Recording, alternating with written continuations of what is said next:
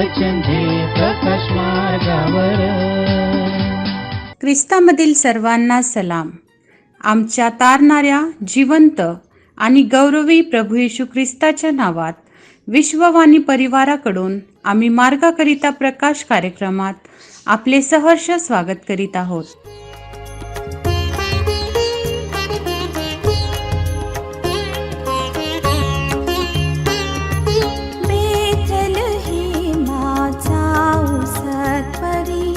दर्शन घेऊ चला,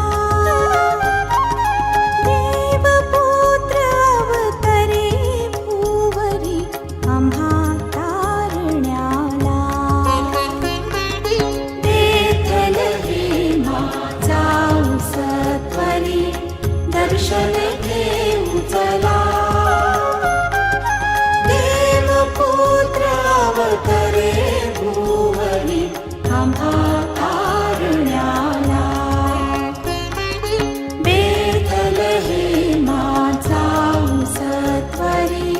दर्शन घेऊ चला.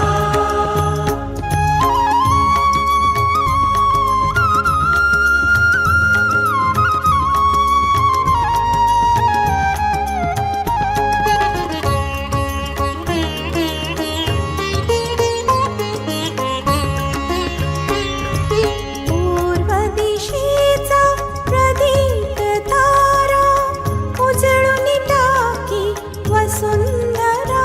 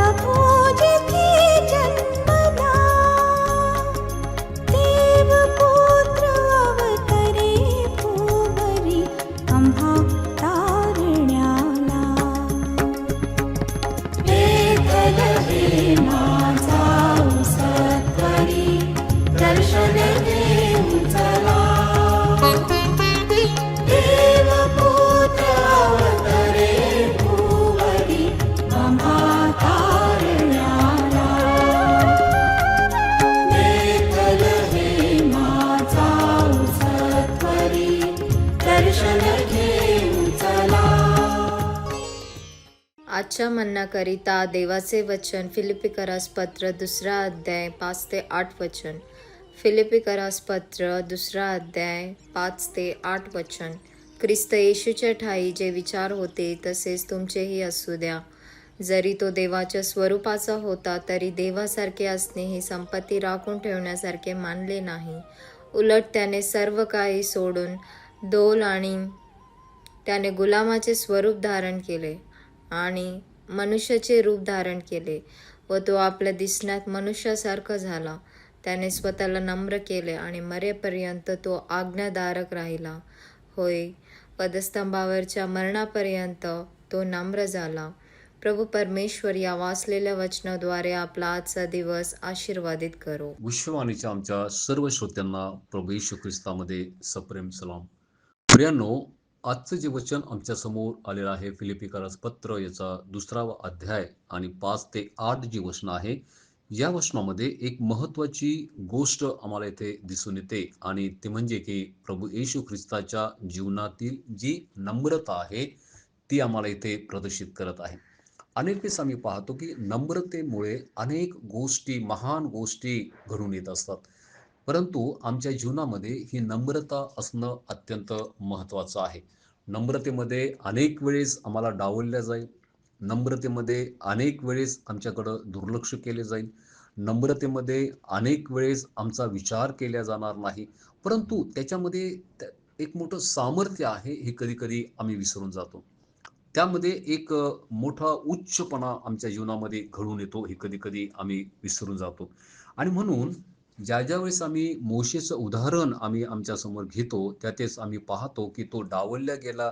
घरच्या लोकांनी त्याच्या विरोधामध्ये काही गोष्टी केलेल्या आहे. इस्रायलच्या या प्रवासामध्ये 40 वर्षामध्ये त्याला भयंकर रीतीने आपल्या लोकांकडनं आम्ही पाहतो की या गोष्टी त्याच्या समोर आल्या.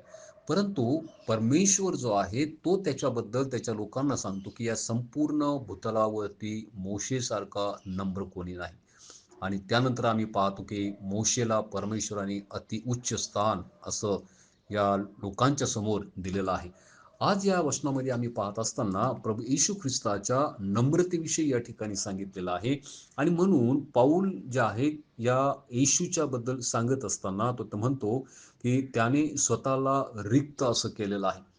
तो देवाच्या बरोबरीचा असताना लाभ आहे असं त्यांनी मांडलं नाही. देवाच्या स्वरूपाचा आम्ही आहोत हे सुद्धा त्यांनी त्या ठिकाणी मानलं नाही आणि त्यांनी स्वतःला रिक्तच केलं. आणि केवढं रिक्त त्यांनी केलेलं आहे तर पुढे वचन सांगतं की तो देवाच्या स्वरूपाचा असून मनुष्याचा स्वरूप प्रतिरूप घेऊन तो या जगामध्ये आला. हे जर आम्ही देवाच्या स्वरूपाची जर आम्ही कल्पना केली तर ज्या परमेश्वराने सूर्य चंद्र संपूर्ण ही पृथ्वी बनवलेली आहे त्याचं स्वरूप कसं असेल त्याच स्वरूपाचा प्रभू येशू ख्रिस्त असताना त्याने तुमच्यासाठी आणि माझ्यासाठी तुम्हाला आणि मला हे तारण कळावं, हे नवीन जन्म आम्हाला कळावा, आम्ही स्वर्गामध्ये राहावं यासाठी त्याने मनुष्याचं प्रतिरूप धारण करून त्याने दासाचं स्वरूप धारण आम्ही केलेलं आहे.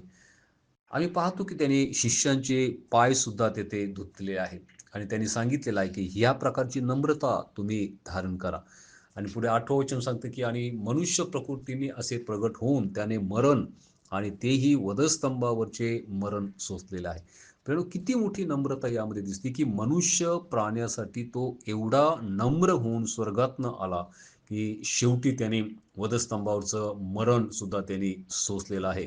आणि इथपर्यंत त्यांनी आज्ञापालन करून त्याने स्वतःला लीन केलेलं आहे. कारण आज आमच्या जीवनामध्ये ही नम्रता असणं अत्यंत महत्त्वाचे आहे. आज आम्ही जर विचार केला की किती नम्र आमचं जीवन आहे, जितके नम्र आम्ही हो तितका परमेश्वर आम्हाला उंच करेल.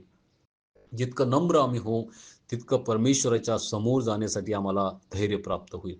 जितके नम्र आम्ही हो तितके स्वर्गाच्या राज्याच्या पर्यंत पोहोचण्यासाठी प्रभू आम्हाला सहाय्य करेल. आणि म्हणून आजच्या या वचनाच्याद्वारे प्रभू तुम्हाला आशीर्वादित करो की त्या प्रकारची प्रभू येशू ख्रिस्तांनी जी नम्रता आणि लीनता धारण केलेली आहे तीच आमच्या जीवनामध्ये असो. प्रार्थना करूया. प्रिय प्रभू, आज आम्ही प्रार्थना करतो दे बापा, आमच्यामधला मीपणा, आमच्यामधला उच्चपणा, आमच्यामधल्या ज्या सर्व ज्या गोष्टी आहे पापाचे जे मूळ आहे ते संपूर्ण काढून प्रिय पवित्र बापा ख्रिस्तासारखी नम्रता तू आम्हाला दे प्रभू. ज्या ज्यावेळेस नम्रतेचा विषय आमच्या समोर येईल, ज्या ज्यावेळेस नम्रतेचा धडा आम्ही शिकू दे बापा, त्यावेळेस ख्रिस्त हा आमचा मार्गदर्शन करणारा राहील. त्यावेळेस ख्रिस्त जो आहे हा आमच्या समोर राहील. आम्ही त्याची नम्रता पाहावी आणि आमची नम्रता आम्ही शिकावी असं तू कर. येशूच्या नावात ही प्रार्थना केली म्हणून तो आहे. आमेन. देवपुत्र अवतरी भुवनी आम्हा तारण्याला.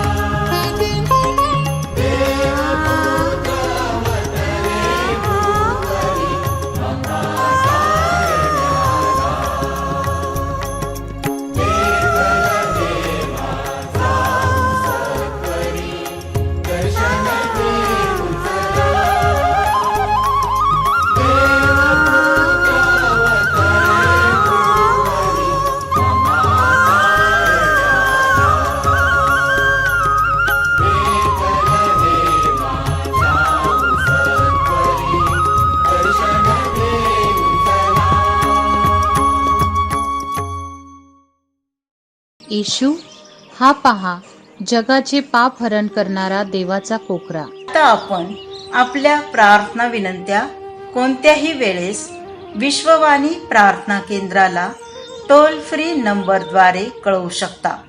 आमचा टोल फ्री नंबर 1-800-2700-333. आम्ही आपणासाठी या नंबरवर प्रार्थना करण्यास उपलब्ध आहोत. धन्यवाद.